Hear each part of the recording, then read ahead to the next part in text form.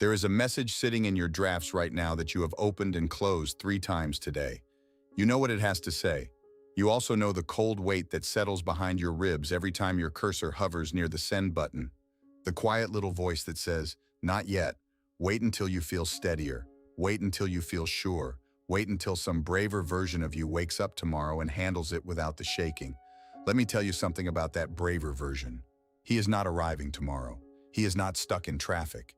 He does not exist anywhere except on the far side of the exact action you keep refusing to take. You have been waiting for the feeling to come before you move, and the feeling has been waiting for you to move before it comes. 2 of you, frozen on opposite sides of one door, each one swearing the other should open it first. Here is a law the old Stoics understood in their bones, one almost no one states without dressing it up. You do not first become composed and then behave that way. You behave that way first, badly at times, with your hands trembling, and you repeat it until the composure is no longer an act, but a fact about who you are. The bearing leads. The identity forms around the bearing the way a callus forms around the work. You stop asking the world for permission to be the person you mean to be, and you start today, conducting yourself as though that person is already the one in the chair. Reality is slow, but it is honest. In time, it adjusts itself to whoever is actually showing up. Stay with me through all 6 of these, because I am going to hand you the specific disciplines, how you answer the message that scares you, how you carry yourself across the threshold of a room, how you sit across from a number with the power to ruin your day and refuse to let it own your breathing, how you keep a promise that has no witness but you. These are not motivational tricks. They are the quiet engineering of a self you decide to build on purpose, rather than one that gets built for you by accident. 1. The soul takes on the color of what it dwells on. Walk into the dye works of an ancient city. There are great vats of dark water and raw wool lowered down into them on long poles, soaked, lifted, dripping, lowered again. The fiber does not turn in a single plunge. It deepens. Dip after dip, the color works further in, until the wool no longer carries any memory of having been pale. It became what it was repeatedly steeped in. Marcus Aurelius, an emperor with the whole weight of Rome on him, writing private notes to himself that he never meant another soul to read, set down the thought that the mind takes on the character of its recurring impressions, that the soul is dyed by its thoughts. He did not mean wish hard enough and the world rearranges. He meant something far less comfortable and far more usable. Whatever you immerse yourself in, you slowly turn into. Soak your hours in grievance and bitterness becomes your natural color. Soak them in the small, steady act done well, and steadiness sets into the grain. He held that character is not unearthed like buried treasure. It is laid down, course, by what you choose to do on the days you would rather do nothing. So make it concrete. Next time you face that message you keep avoiding, do not go rummaging inside yourself for confidence first. You will not find it in there. It has not been deposited yet. Instead, straighten your spine, open the draft, and write the words the composed version of you would write. Clear, short, no cringing, no apology you do not actually owe anybody. Send it before the fear gets a vote. That was 1 dip of the wool. Do it 30 more times across 30 ordinary days, and you will no longer have to fake being calm under pressure. You will have dyed it all the way through. 2. First decide what you would be. Epictetus began life as a slave in Rome, and at some point in that bondage his leg was ruined. He walked with a limp the rest of his days. From a starting point with none of the advantages the world hands out, he became, by common reckoning, the freest man in the city, free precisely because he had located the one territory no owner could ever seize, how he himself chose to act. He gave his students a sequence so plain it is almost insulting in its simplicity. First, he said, tell yourself what kind of person you intend to be, then do what has to be done. Notice which comes first. You name the identity, and the action follows out of the naming. You do not flail around in your behavior and hope to stumble upon a self somewhere in the wreckage. You decide who is acting, and then your hands and your voice simply carry out the verdict that is already in. So make it concrete. Before the meeting you have been dreading, before the phone call, where you will finally have to say the word no, take 10 seconds and name who is walking in. I am someone who stays level when the temperature rises. I am someone who does not need to conquer the room, only to keep possession of myself inside it. Then go in and do what that person does. Sit still instead of fidgeting. Speak at half the speed your nerves want. Let a silent stretch where an anxious man would rush to plug it. You are not performing a fraud. You are executing a decision you made on purpose, in advance, about who you are. 3. Play well the part you were handed. Epictetus kept another picture close, borrowed from the theater of his world. Remember, he told them, that you are an actor in a play, and the choice of play and the length of it belong to the author, not to you. Your role might be a poor man's or a cripple's or a ruler's. The one thing genuinely in your hands is to play whatever part you are given, and to play it well. The casting is fixed. The performance is entirely yours. This is the precise opposite of arrogance, and it matters that you hear the difference. The arrogant man rejects his role, demands a grander one, and sulks until the world recasts him. The Stoic accepts the part standing in front of him, this job, this hard stretch, this body, this unglamorous hour, and pours himself into playing it with excellence, because excellence inside the role you actually have is the only excellence on offer to you anywhere. And bearing here is not a show staged for an audience. It is a form of self-respect. You carry yourself well because you are the one watching, and your own regard is the verdict that finally counts. So make it concrete. The work in front of you may be smaller than the work you wanted.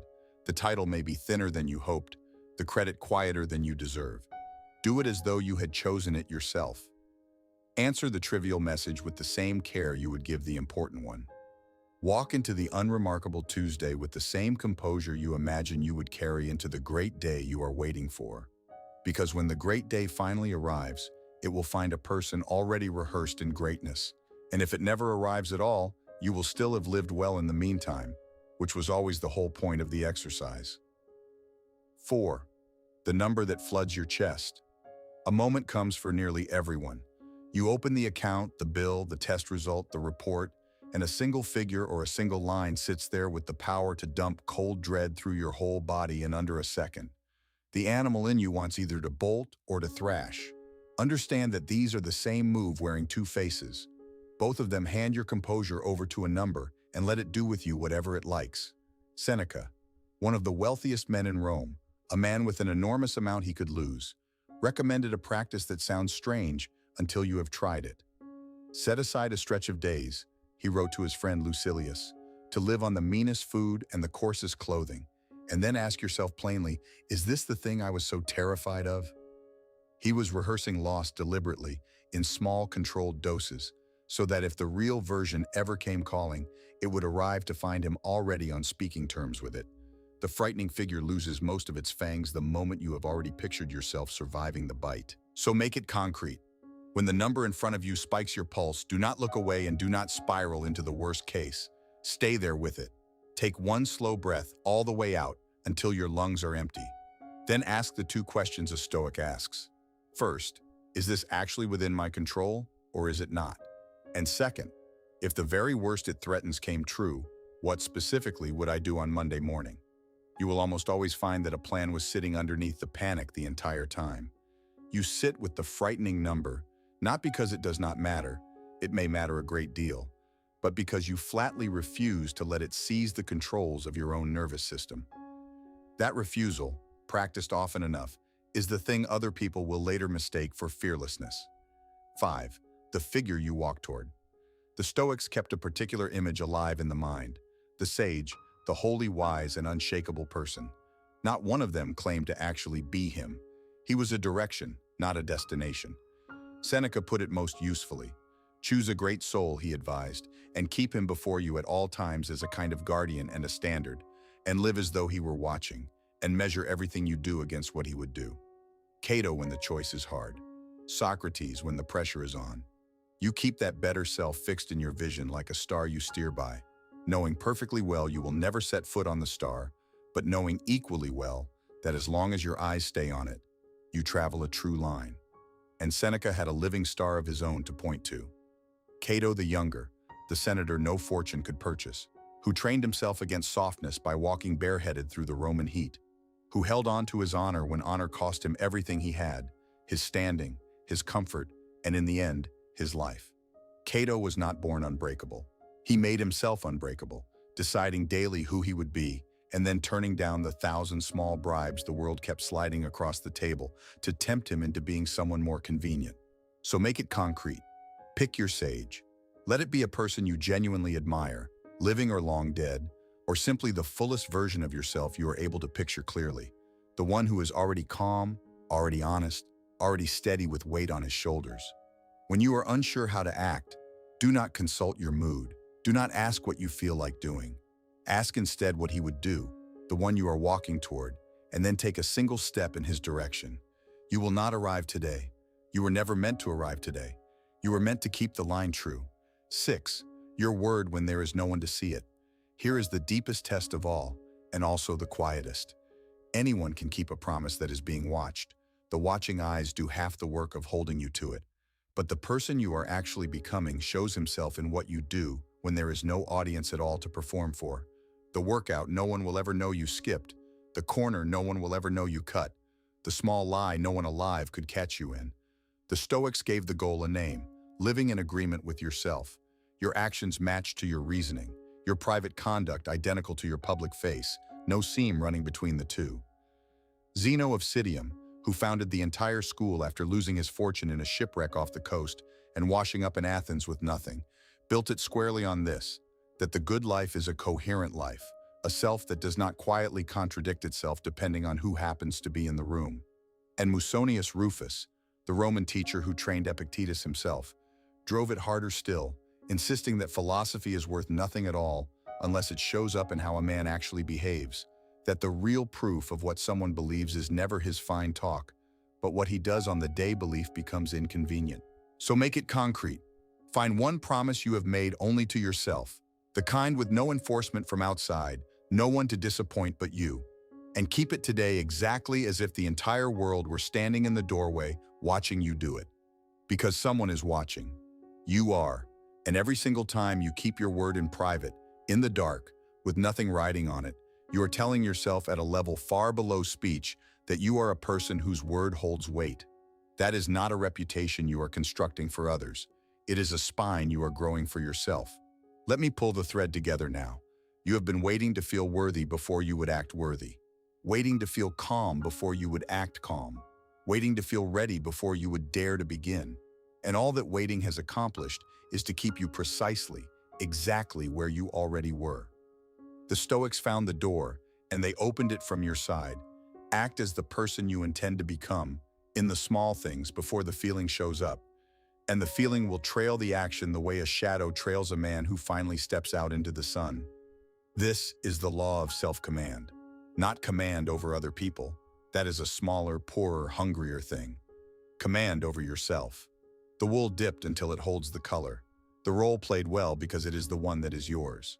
The number met without flinching. The sage held in view. The word kept in the dark. None of it asks for anyone's permission. None of it waits around for the world to crown you first. You become it quietly, in private, on a completely ordinary day, and then, in its own time and on its own terms, the world comes around to meet the one already living it. Stop auditioning. The part was always yours. I have left a free Stoic Field guide in the description below. A short, practical companion for carrying these 6 disciplines off the screen and into the actual week in front of you.